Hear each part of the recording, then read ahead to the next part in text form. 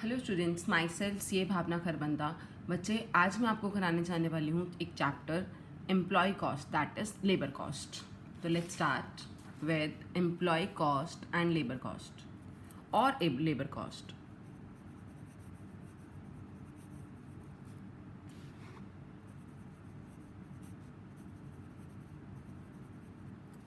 हम बच्चे इसे एम्प्लॉय कॉस्ट भी बोल सकते हैं, लेबर कॉस्ट भी बोल सकते हैं।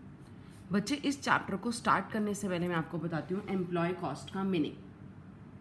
एम्प्लॉय कॉस्ट का मीनिंग, एक एम्प्लॉय कौन होता है बेटा, ये आपको पता है। एम्प्लॉय बोलूँ, लेबर बोलूँ, ये आपको पता है। कॉस्ट क्या होती है, कॉस्ट का भी अलग मीनिंग आपको पता है। अगर मैं बात करूँ ओवरऑल वर्ड एम्प्लॉय कॉस्ट की, तो बच्चे एम्प्लॉय कॉस्ट क्या हुई, किसी भी एंटिटी में अगर कोई लेबर कोई सर्विसेज प्रोवाइड करती है, कोई वर्कर कोई सर्विसेज प्रोवाइड करता है, तो बच्चे उन सर्विसेज के बदले में जो कंसिडरेशन, जो बेनिफिट्स उस पर्सन को दिए जाते हैं, that will be the employee cost for any entity. तो देखो,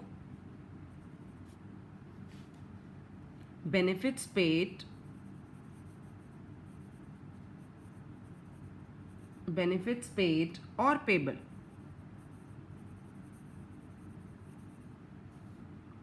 to the employees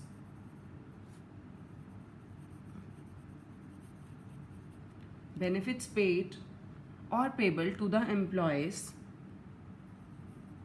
of any entity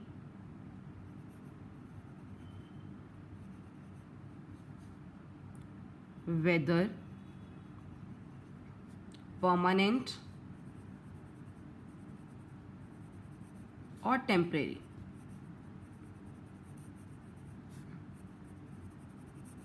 it means labour कोई भी हो सकती है बच्चे, परमानेंट भी हो सकती है और टेम्परेरी भी हो सकती है। फॉर द सर्विसेज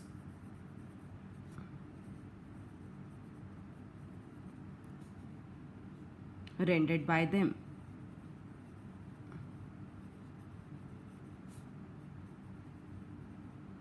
एक वर्कर को उसके काम करने के बदले में जो अमाउंट पे किया जाता है, that is to be known as labour cost. That particular payment can be made in cash और in kind. Payment can be made in cash or in kind। बच्चे, इस पेमेंट को कैश की फॉर्म में भी कर सकते हैं, इस पेमेंट को काइंड की फॉर्म में भी कर सकते हैं। इस पेमेंट में और क्या क्या इंक्लूड होता है, इट इंक्लूड्स, क्या क्या इंक्लूड्स होता है बच्चे, वेजेस एंड सैलरीज। अगर वर्कर्स को जो अमाउंट पे होता है बच्चे, वो होती है वेजेस। एम्प्लॉयज को जो अमाउंट पे होता है वो होता है सैलरी। वेजेस एंड सैलरीज के अलावा अगर किसी भी तरीके की कोई अलाउंस दिए जा रहे हैं तो वो भी एम्प्लॉय कॉस्ट का पार्ट होंगे।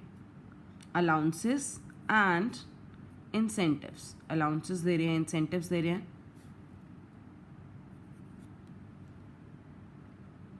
या पेमेंट फॉर ओवर टाइम, अगर किसी वर्कर ने ओवर टाइम काम किया है तो उसकी पेमेंट भी एम्प्लॉय कॉस्ट का पार्ट बनेगी।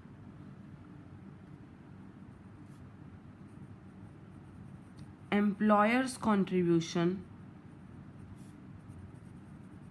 एम्प्लॉयर का कॉन्ट्रीब्यूशन किस चीज़ के लिए, टू प्रोविडेंट फंड। मतलब अगर सैलरी के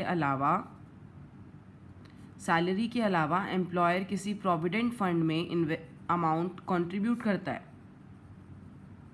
वो भी एम्प्लॉय कॉस्ट का पार्ट होगी। प्रोविडेंट फंड और आई कैन से और एनी अदर फंड, किसी भी फंड में अगर एम्प्लॉयर कंट्रीब्यूट करता है, और I can say any other benefits. अगर एम्प्लॉयर किसी भी तरीके से एम्प्लॉय को कुछ भी बेनिफिट्स देता है तो that particular benefits is to become the part of employee cost और लेबर कॉस्ट। क्लियर है बच्चे? नेक्स्ट टॉपिक हम देखते हैं, क्लासिफिकेशन ऑफ एम्प्लॉय कॉस्ट।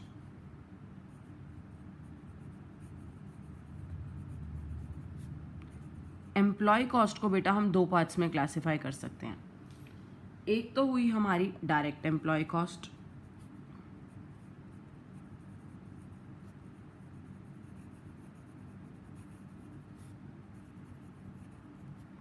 और दूसरी हुई बच्चे हमारे indirect employ cost.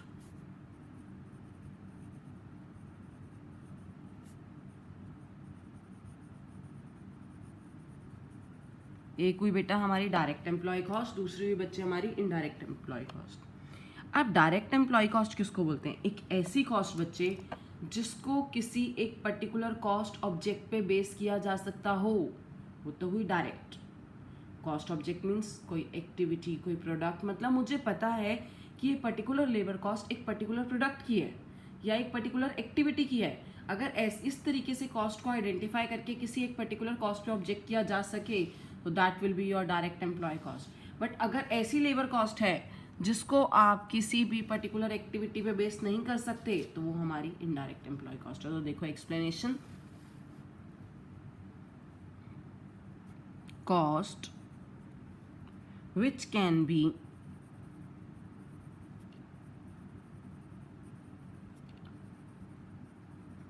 directly attributable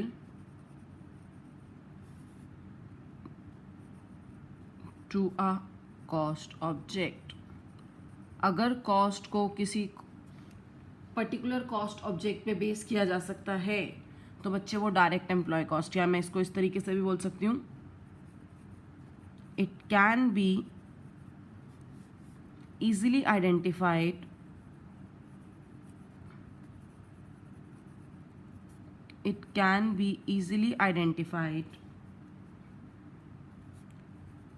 and allotted and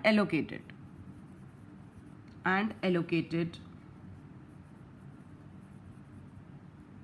to any activity,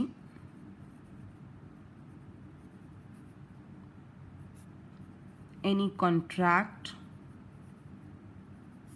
any cost center, any customer,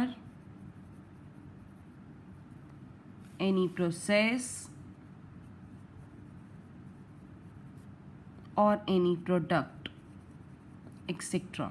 बच्चे ये जो मैं बात कर रही हूँ activity, contract, cost centre, customer, process, product, ये क्या है? यही तो हमारी कॉस्ट ऑब्जेक्ट है। अगर इनमें से किसी पे भी बेस्ड अपनी मैं एम्प्लॉय कॉस्ट को इनमें से किसी पे भी आइडेंटिफाई करके एलोकेट कर सकती हूँ तो बेटा वो मेरी डायरेक्ट एम्प्लॉय कॉस्ट हुई। पर ऑन द अदर साइड अगर मैं नहीं कर सकती, cost which cannot be directly attributed, cost which cannot be directly attributable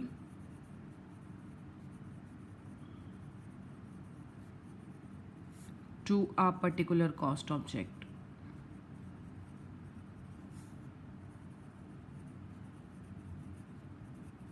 बताओ बच्चों, डायरेक्ट एम्प्लॉय कॉस्ट और इनडायरेक्ट एम्प्लॉय कॉस्ट का मीनिंग क्लियर है आपको?